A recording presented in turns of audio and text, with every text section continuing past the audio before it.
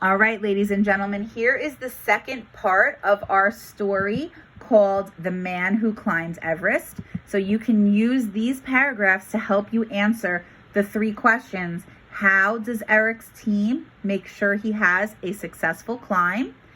How did Eric and his team make history? And what's special about Eric's inclusion in the Outside magazine article? So here we go, our final two paragraphs for our read aloud. On the day they were set to reach the top, the teammates in front came to a passage that would be difficult for Eric. The rocks were jagged and not solid enough for him to grasp well. There was an easier passage too, but its ropes were buried in snow.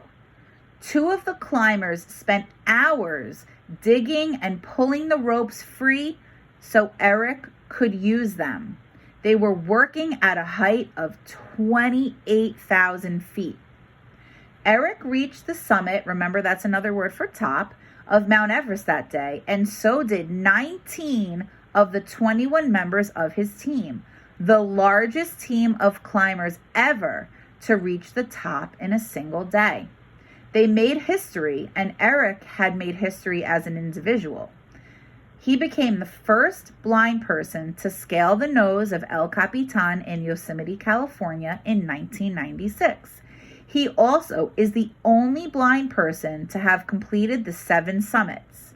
A few years ago, Outside magazine published an article about the 10 greatest moments of Everest. Eric made the list, not too far behind Tenzing Norgay and Edmund Hillary's historic first ascent to the top. So those were two climbers that went to the top of that mountain in 1953, I believe. We looked that up. What an honor. All right, so use those two paragraphs to help you answer the three questions.